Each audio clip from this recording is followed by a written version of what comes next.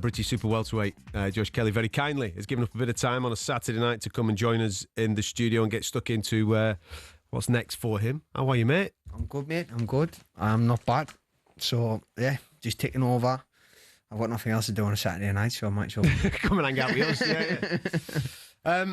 Well, what is the latest? Because since, listen, we're going to go all the way back, right? So since Avanesian, you've been punch perfect. Yeah. 7 fights now, I think that is, isn't it? Could be, yeah. And it's been, steady away, some good displays. Last time out was absolutely sensational. I know he was back home in front of the home fans, but blew the kid away relatively quickly. Yeah.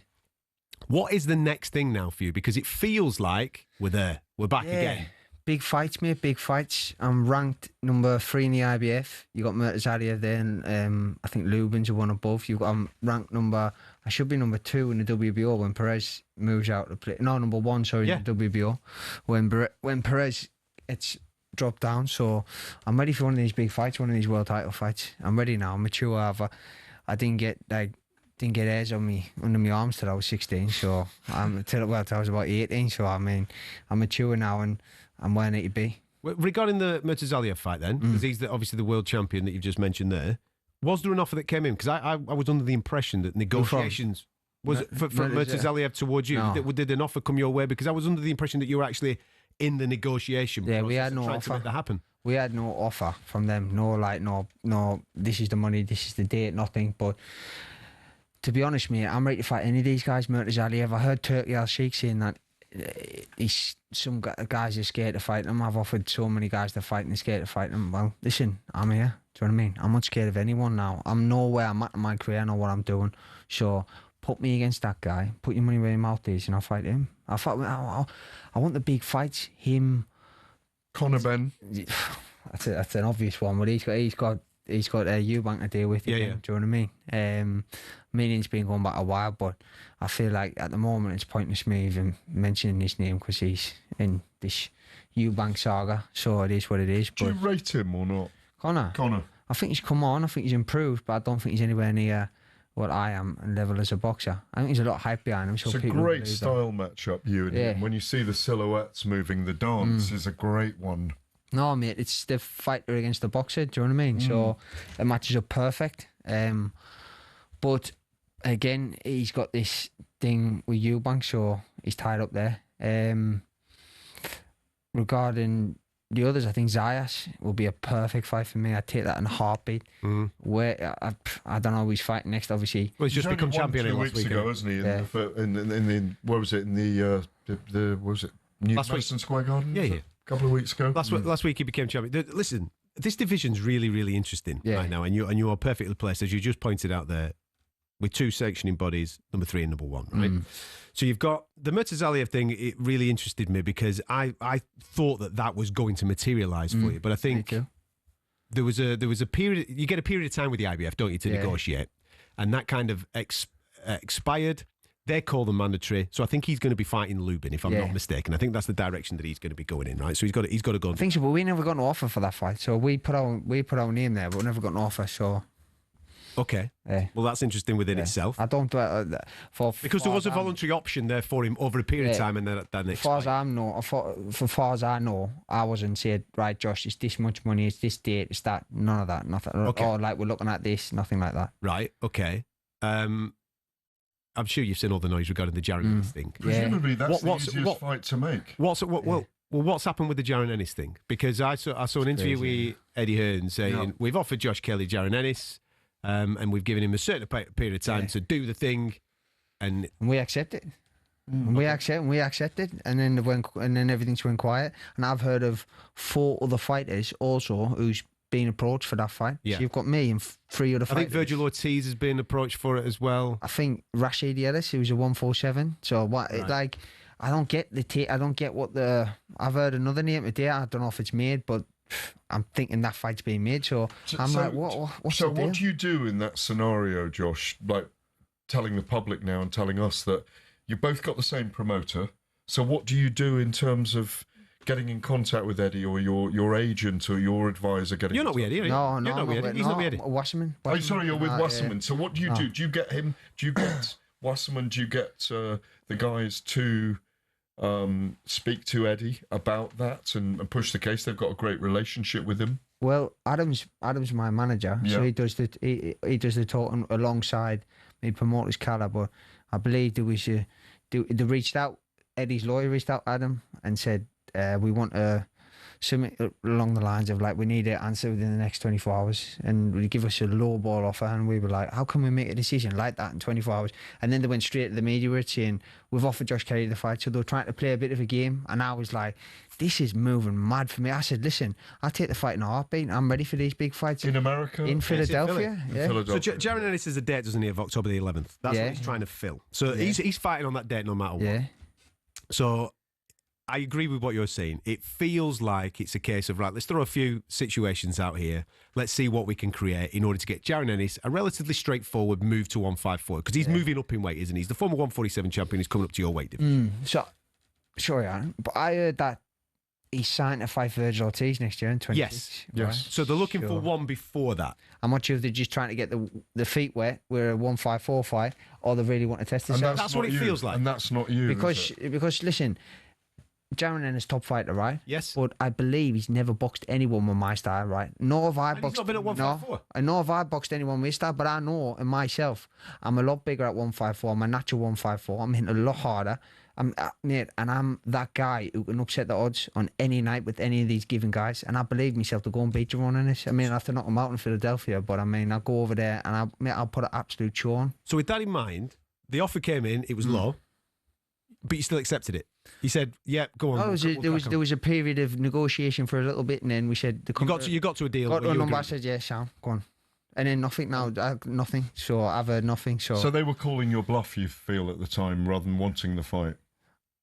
They sort of, it's a bit of a wait. Like, why are you negotiating? We're like, I don't know why you would negotiate with 4 different fighters for the same fight. Like, I don't know. I don't know what their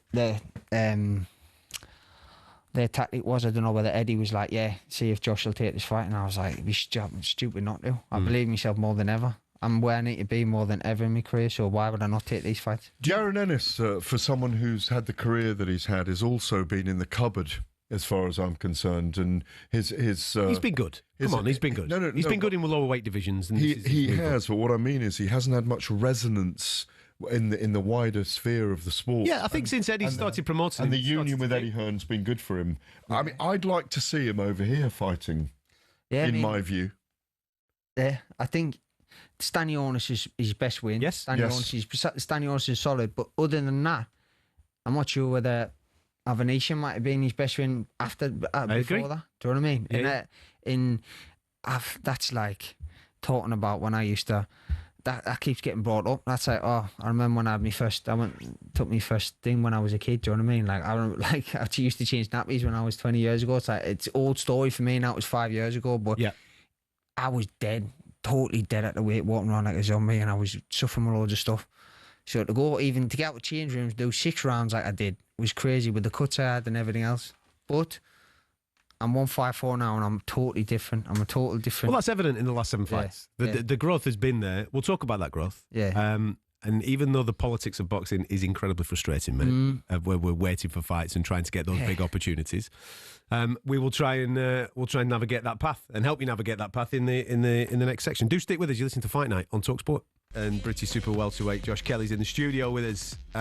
Little bit frustrated, obviously, looking for his next knock. Do you have a date in mind of when you want to get out? I want there'll be one fight before the end of this year, obviously, because I got unless it's just a little fight and a big fight this year. If I'm looking for these big fights, there's gonna be one fight by the end of this year, so I don't mind. The Gareth was just saying there in the break regarding the growth of you over last 5 years, 7 fights since the Avanesian moment where. You know, you took a little bit of a bashing. Let's be dead. It hit you hard anyway, and you've grown as a person and as a fighter since then. Can you talk to us about that a little bit? What you've gone through? Yeah, it was a bit. It was all before. It was a bit deep. I said before I was suffering like my form of hypochondria. I was just like thinking I'm getting sick before every fight I go in. Just the pressure I put on myself. Like even previous fights, I go to in the hotel room, there'd be Lensip stacked up. I'd be Lensipping all week, even if it's nothing, just to fingers crossed so this keeps it away. And it was just mad. I was washing my hands all the time.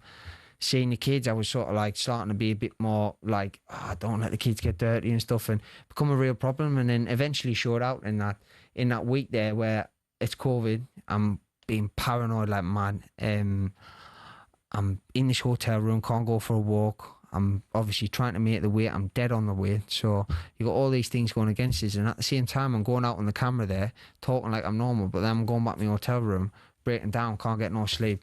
And I'm like, and the guys in my training camp were talking to my coach beforehand, before the fight. And my coach was like, listen, we should really put him out of this fight this week. But we can't do it because the fight's it's meant to be made, so I'm not going to do that again. Do you know what I mean? See, I've got the towel, so if it comes, go. And I remember taking 7 shots of caffeine to get myself out of the change rooms, and my heart was going 100 miles an hour, but my head was just so calm and like not calm. It was just so like full that I just felt like locked out. Like if you watch the ring walk before, I'm just pacing up and down, just looking. And like one of the guys in the gym, Charlie Beat, he said, listen, he's a very religious man. I'm religious as well. And I said, the night before the fight, I said, Charlie, sleep. Can you stay in the room with us a little bit? Because I want to have someone there so I can fall asleep and relax. You needed a cuddle, didn't you? Almost. Well, there, I just said, I need someone there to, like, just, you sit there, we'll put the telly on, I'll probably nod off because I've had no sleep all week. He was like, yeah, sound. So anyways, I remember saying, Charlie, what time is it? He said, 6 o'clock. I went, what? In the morning, he went, yeah. I went, mate, I've been tossing and turning all night. He went, I haven't had no sleep. He went, no, you haven't. He says, we'll just try and get a nap this afternoon. And he says, Josh, it's still a miracle today how you got out of that change room and went and performed for 4 or 5 rounds like you did, because he says, I've seen everything what was going on. It was crazy. Do you know what I mean? So from that point, obviously you lose the fight, right? You take a bashing from the fans, you take a bashing, well, you end up losing your promotional deal, TV, all these types of things. The world's crashing in and around you. Well, I didn't lose the promotional deal. Eddie wanted the thing, but I just ended up just looking at it. Okay, but you sever ties then with Matchroom. You come away from that. At what point do you start to rebuild? Do you go and see somebody? What happens? I was just talking to a few people and stuff, and then a good friend who got here is Stephen. My brother, he does property courses, and he says he wants to talk to you about something because he thinks he can help you with boxing. And I was like, how can he help me with boxing? So I go on the Zoom call with him, and he sat there and he's just talking like about mindset and stuff like this. And I'm like, you haven't got a clue what you're talking about. You've never put a pair of gloves on in your life. And I said, I'll come for my brother and we'll do this property thing for him, and I'll talk to you. Anyway, start doing a few things with him, and he started doing these different. Loads of different things with us, and they were really making an impact. And we did some deep stuff where it broke down at times, and I thought, whoa, this is like obviously people go on about mental health, but the mental side of the game, bro.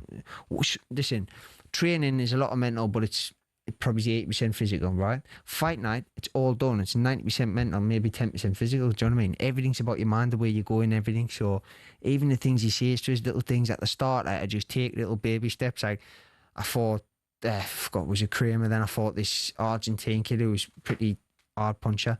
Then we jumped Lucas Bastido. That's it. Then we jumped at Troy Williamson, which for me was a big jump at the time. Everyone wrote me off in that fight again, and then put a performance on there. And then we just started looking for these, but we needed a bigger fight, and it never really come to fruition. And we tried to get the Liam Smith fight, and I was like, right, yes, this is the one. Then obviously, unfortunately, he got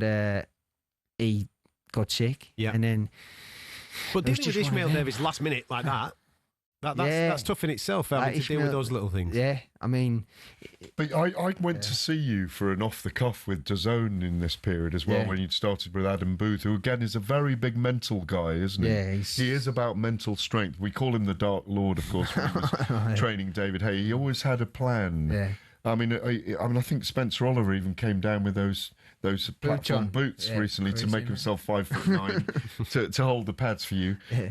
I remember sitting with you, and you revealed all these transformations about yourself, but it's made you a happier person to go deeper inside yourself. You broke yourself down and you built yourself up again. You went through difficulties in your personal life, but you really you're very strong now, physically, mentally, psychologically, socially, all those things. You're not worried about not washing your hands. I'm not worried about it. The thing is, I'm not worried about anything now. Good. It's like you get one walk through this life, and what's going to happen is going to happen. You try your best at everything you do, but you worry about something so much, and 90% of the time it doesn't come true. And next, you don't know what's promised tomorrow. Tomorrow's not promised. I've known guys, even in the last 6 months, I've knew them, talked to them a couple of days ago, and then the next thing you know, a couple of months later, that guy's died. And I was like, what? I mean, the sad story about Georgia O'Connor, the boxer, do you know what I mean?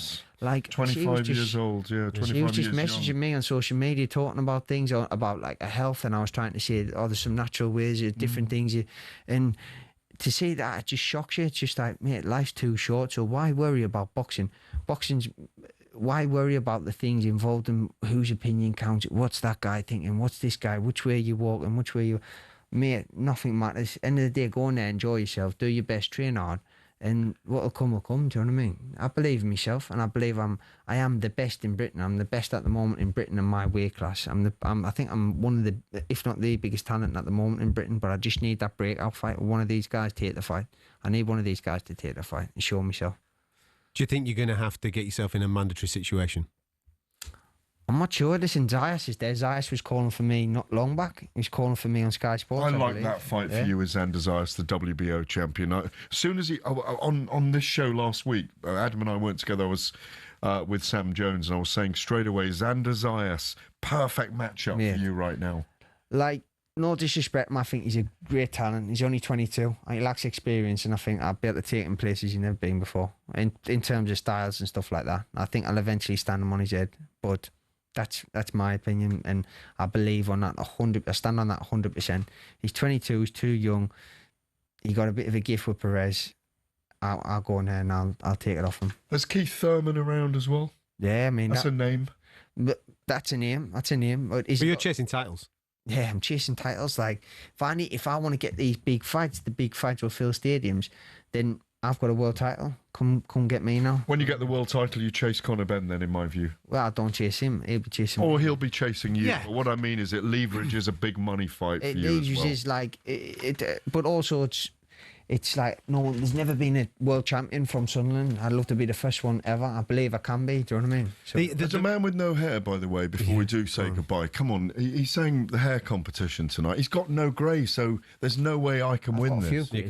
You haven't got any grey hair in there. No, there's none in there. Listen, come on, man. He's still the pretty boy for me. He's Mediterranean slick look. He is. Well, living in Seville now, of course, which is brilliant for you as well, away from the limelight. Yeah. The thing is regarding the Xander Zayas fight, that fight that he recently had, I think it was the last one on the ESPN deal over in the States. It was for Top Rank. It was. So they're currently without a broadcaster. So therefore, being able to get the dough to make the fight, because you would imagine that they would want to do a voluntary for him, either somewhere in America or in Puerto Rico or something like that, wouldn't you? You know, to take him home in front of the fans for a first defence. So therefore, you would have to travel. I know you've no problem with Vamos a Puerto Rico. It's just getting the dough together in order to get that on an American broadcaster, isn't it? Maybe that's something for Riyadh season or something because Zayas is a top talent. You know what I mean? That's what I'm saying. I think I'm moving Saudi next week with David. So get on it, man. I'll grab Turkey for a little chat. I'll grab Turkey for a little chat. I'll be like, come on, bro. You're over with David Adelaide. Yeah. Can he do it against Filip Hrgović? He's been looking sensational in the gym. It's the best I've ever seen him. Are you cornering then as well? Are you in the corner? I'm just in the team. But like he hits hard, man. He doesn't need to think about his power. Doesn't need to load up. He just needs to let the shots go. Yeah. And people go sleep. I've seen it in the gym. There's a new belief about him, it seems. Yeah, he's got. Well, mate, the transformation's been 2 years, Adam. Was a year. Yeah. Only a year. It's after the Woodley one, isn't it? He lost the Woodley and then he came over. So I seen him when he first come in the gym, and I was like, yeah, he's big and strong, athletic, but I don't know, he's a bit. And then now he's moving like. He's moving slicker than me sometimes. I'm like, you're moving mad. For him to launch himself, he can beat Hrgović. He can get himself some big fights after that. Listen, I hope you get this date next week when you're speaking to Mr. Turkey, because we could do without you doing your thing. I want Turkey. Make the fights. And then once that happens, listen, the obvious fight down the line is you and Conor Benn, isn't it? I think so. That's the obvious fight for 150 pounds. If he takes it, we'll soon see. Josh, top man. On AM, on DAB, via the talkSPORT app and on your smart speaker. talkSPORT.